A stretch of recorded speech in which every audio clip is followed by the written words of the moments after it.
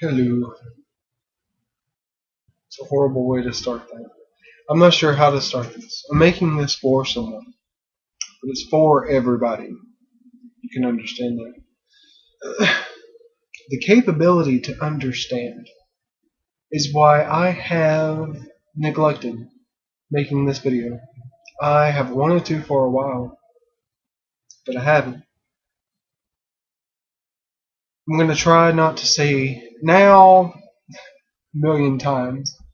I swear that's a drinking game. But I've been putting it off making this video. Now, this video is about the concept of time. It comes from, let me make this clear first, that everyone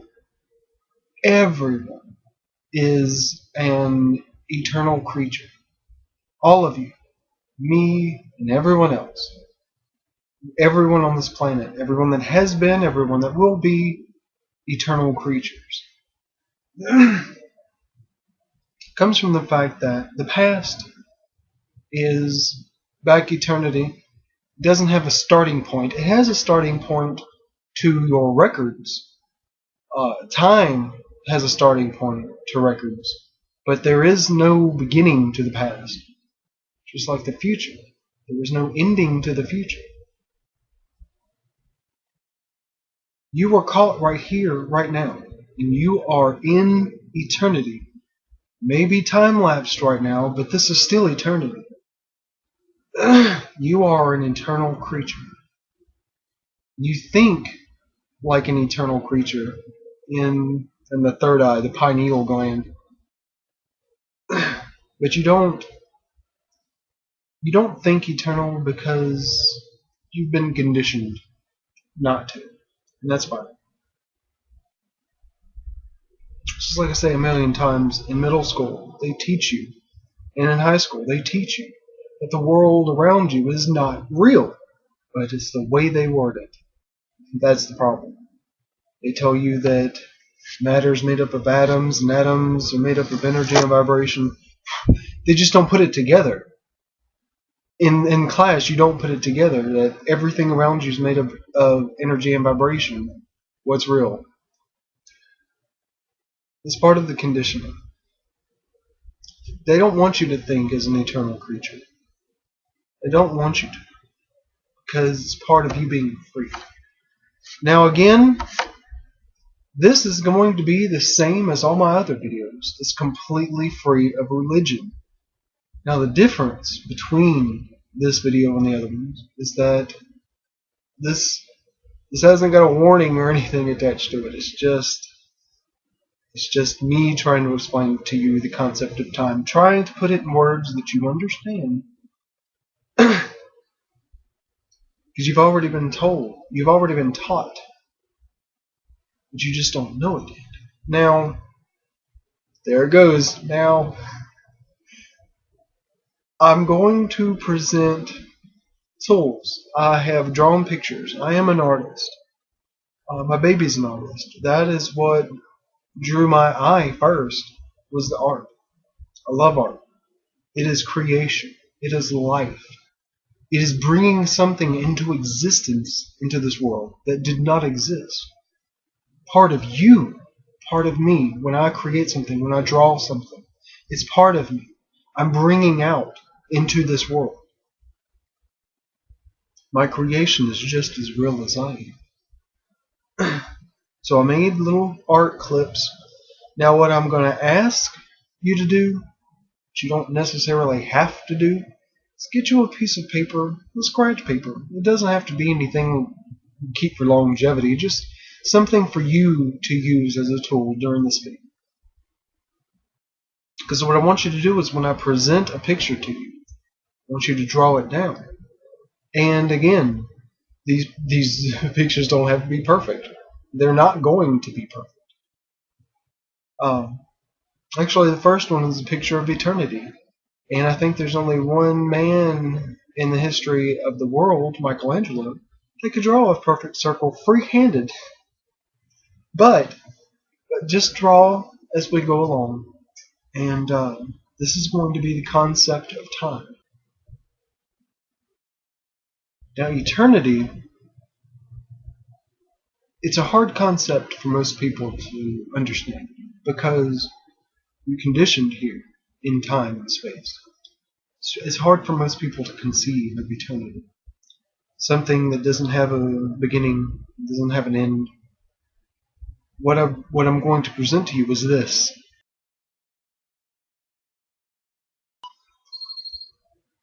That is the very first thing you have to realize about eternity.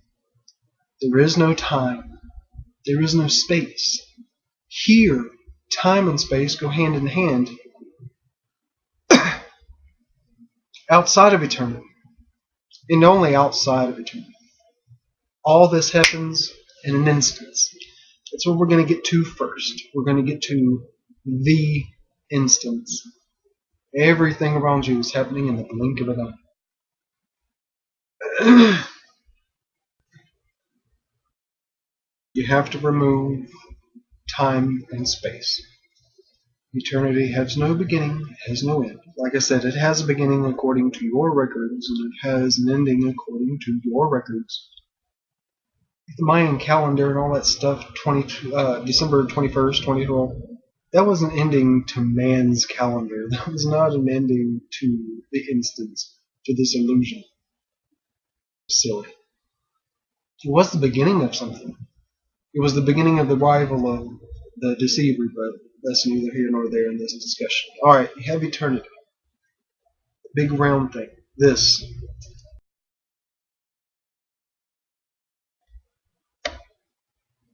That was eternity. Now that is the only symbol that man can use to conceive even the slightest bit of eternity and how it works. Now, a lot of people think that eternity, the circle, is the circle itself. It's not just the circle. It's everything inside the circle too. It's the whole disk. That's eternity. There is no time and space. If you think it's just the rim, you're putting space into it. It's outside of time and space. It doesn't exist here. It exists after you close your eyes, then you know for sure. But that's the circle. It's not just the circle. It's everything in the circle as well. That's eternity. It doesn't have a beginning. It doesn't have an end. There is no time, and there is no space. Eternity, that's actually the easy part, the big round disc. Remember, it's not the ring, it's everything inside it too. Everything. That's actually the easiest part to conceive of. The hardest part to conceive is time itself. I'll use this example a million times. David Copperfield, great illusionist of our time, magician, illusionist. He made the statue. Now there were a set of people set up in chairs, looking at the Statue of Liberty off in the distance. He made the Statue of Liberty disappear. Now they had helicopters and all this other stuff floating around it and everything. It disappeared. And the crowd was shocked. Now, in reality, we know that the Statue of Liberty did not go anywhere. It has been sitting there since the French gave it to us. But he created an illusion, and it had to be treated like it was real. These people couldn't find the Statue of Liberty anywhere. It was gone. It vanished. But no. The best illusions you have to treat like they're real. The best illusions are the hardest to debunk. This, again, is an illusion. Nothing around you is real. Atoms are made up of energy and vibration. Nothing around you is real. It's an illusion. The world around you, the world that... I will say that the Lord of Illusions is Lucifer, the eighth angel. He's the master of illusions, because the Bible even calls him the God of this world. This world. the one that's not real. He is the Lord of illusions. But the hardest part to understand the concept of time, because you're in the illusion of time and space, is you take the symbol of eternity, squish it down, and you make this.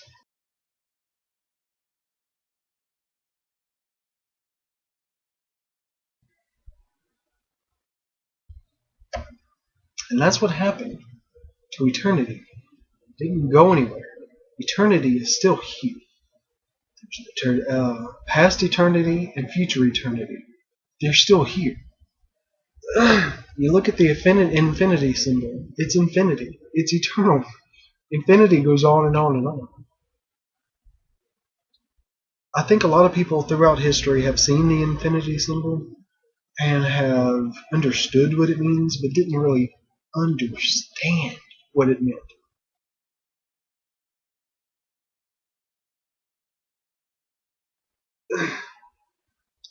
On the left side circle is the past. On the right side is the future. And there you are in the middle.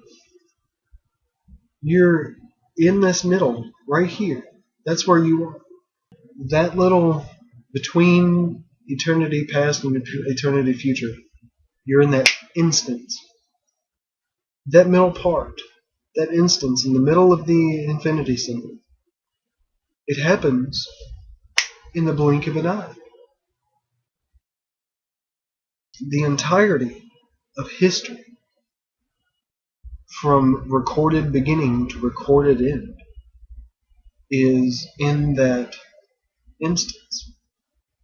Now, if you want to see the instance for what it really is, for what you see, you'd see this. You could take the infinity symbol and stretch it out like this.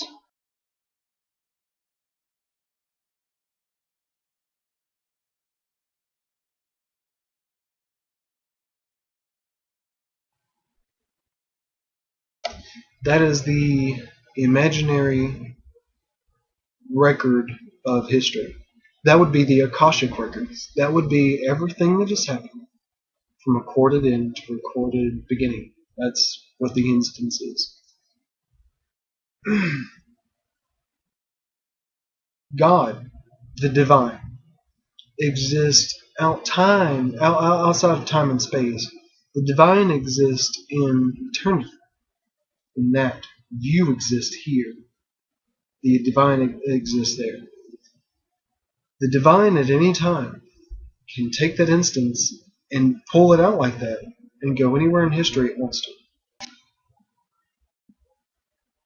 That's another hard part, is getting you to understand eternity from the aspect that when you close your eyes in death, I want you to think of it as sleep. Because you are going to open your eyes back up. Just not in this world. In the next one. The one that really matters. The one that's real. As an eternal creature, you are born of spirit.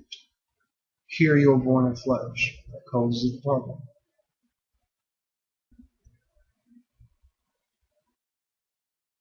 When you close your eyes in death, and you open them back up, you will see a sea of faces, an ocean of faces, uncountable number, being more than the stars.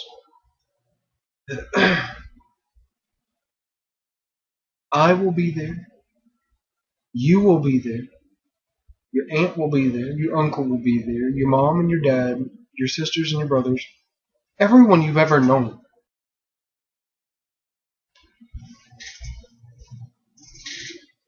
I'm going to close my eyes in death and I'm going to open them back up.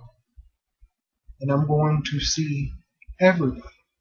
Now, I'm going to see people that are still alive here. Here, you still have time and space. In eternity, you're already there. With the Anointed One, with me, you're already there. We are already with Him. it was rather nice. Ivan and I, the hero, and I were discussing time, and one day we were talking about it, and the issue of time and space came up. When the issue of time and space came up, he marveled at space, outer space. The time unfolds on such a grand scale that the divine had to scale it out in the universe. The divine had to take the entire universe to get enough space to unfold time the right way. I don't know how well lit this is going to be. I just watched the video and realized there's no end to it, so I didn't make an end. But that was the video for an introduction, the concept of the time and space, how the world around you works. It's not real. Everything happens in an instant. But until we meet again in love and in peace, you be blessed. I love you all and love each other. That's all you gotta do. Love and breathe. That's all you gotta do. Easiest job in the world. Bye.